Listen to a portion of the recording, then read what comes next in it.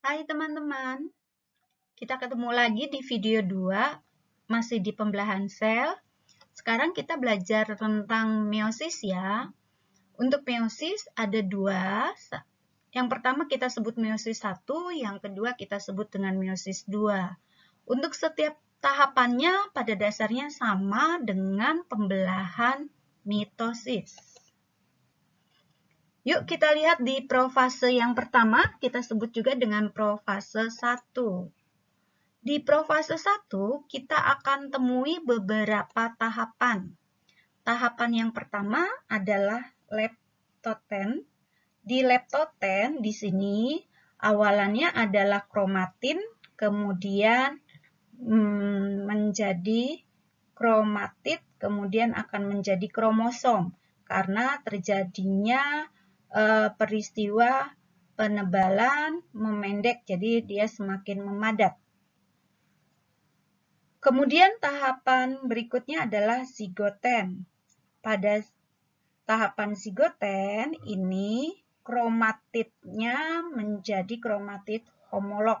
Dia berpasangan dan atau bersinapsis nanti membentuk bivalen. Ya, kalau di sini ada sinaptonemal kompleks itu adalah dua ruang protein yang ada di antara kromosom ini. Kemudian tahapan berikutnya adalah pakiten. Di sini kromosom kemudian berduplikasi menjadi 4. Sehingga nanti duplikasi menjadi 4, tadi kita sebut dengan istilahnya tetrad. Jadi kromosom homolog yang akan mengganda sehingga ada 4 kromatid berpasangan. Di sini mungkin tidak begitu kelihatan karena mereka terhimpit. Pada tahapan ini sering terjadi rekombinasi gen melalui proses perpindahan silang. Jadi perpindahan silang atau crossing over itu diawali di tahapan pakiten. Kemudian pada tahapan diploten itu kita lihat di sini kromosom homolog yang tadinya berhimpitan kemudian akan terpisah ya. Sehingga kelihatan sekali kromosom homolognya. Nah, di sini semakin tampak jelas terjadi peristiwa pindah silang atau kita sebut dengan kiasma. Di sini dua lengan kromatid pada kromosom homolognya itu saling berlekatan. Kemudian berikutnya tahap terakhir dari profase 1 adalah diakinesis. Pada fase ini nukleus itu atau membran inti akan hilang dan sentriol di sini tampak akan bergerak ke kutub masing-masing. Kemudian benang spindle nanti akan muncul. Sehingga pada profase 1 akhir kita akan temui sebagai berikut. Membran inti semakin memudar, kemudian di sini sentriol bergerak menuju kutub masing-masing. Dari sentriol mulai kelihatan benang-benang spindle. Di sini keadaan kromosom adalah kromosom homolog. Dan kalau kita lihat kromatid pada kromosom homolognya dapat terjadi kiasma atau pindah silang. Di sini tampak sekali. Tahap yang berikutnya adalah tahap metafase 1. Pada tahap metafase 1, di sini kita lihat ciri khasnya adalah kromosom homolog berjajar pada bidang ekuator atau bidang pembelahan. Sekali lagi, bidang ekuatornya mungkin saja secara vertikal maupun nanti secara horizontal. Dan sentriol sudah sampai di masing-masing kutub. Dan benang spindle sudah sangat jelas sekali terbentuk. Benang spindle berikatan pada kromosom homolognya ini adalah pada daerah sentromernya. Berikutnya adalah anafase 1. Di anafase 1 kita lihat perubahan yang terjadi adalah sebagai berikut. Ciri khasnya adalah di sini terjadi kontraksi benang spindle sehingga benang spindle akan menarik kromosom menuju kutubnya masing-masing.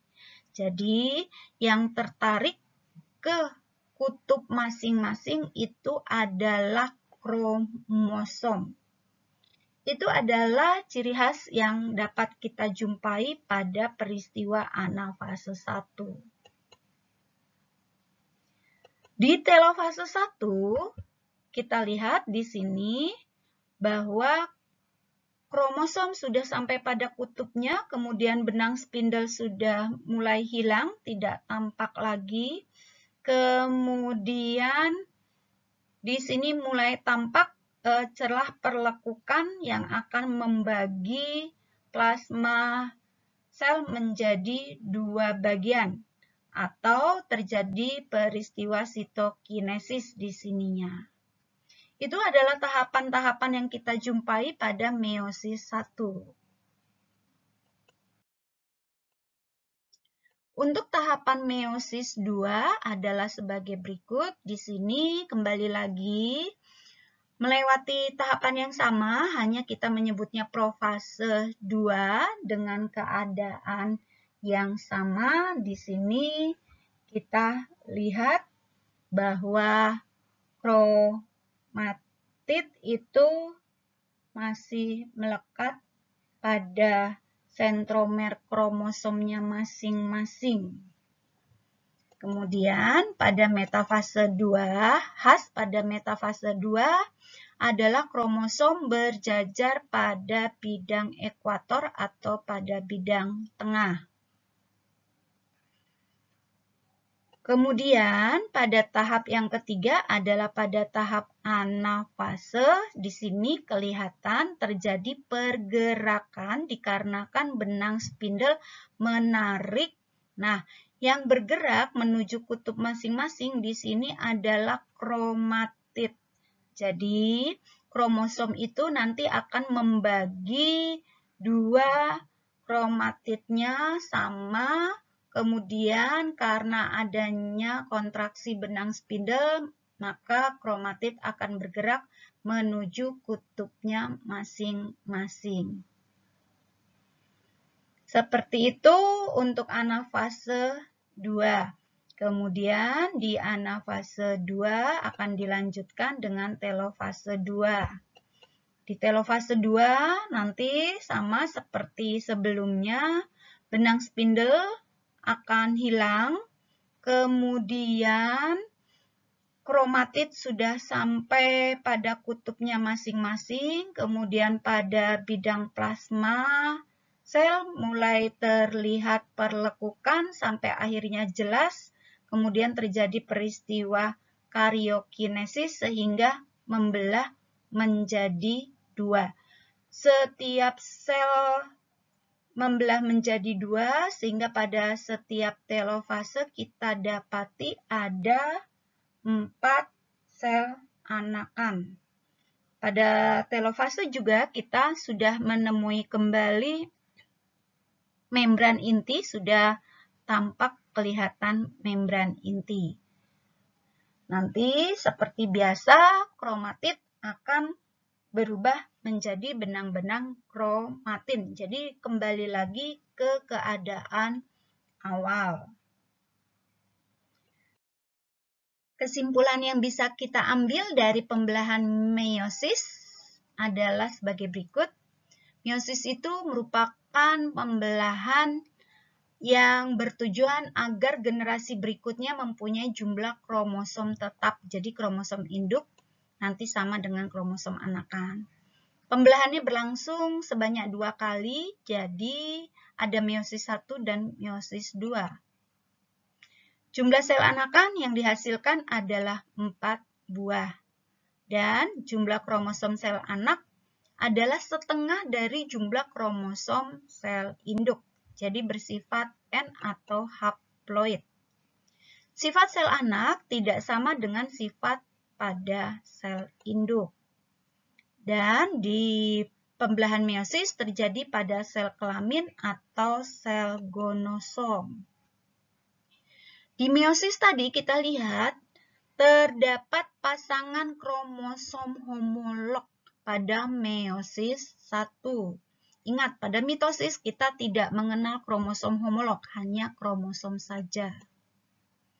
Kemudian di meiosis itu akan terjadi peristiwa pindah silang antara kromosom homolog yang pasangannya. Sedangkan pada mitosis itu tidak terjadi peristiwa pindah silang atau crossing over. Ini pembelajaran kita hari ini teman-teman, tidak terlampau sulit. Semoga kalian bisa mempelajarinya dengan baik. Terima kasih, selamat belajar.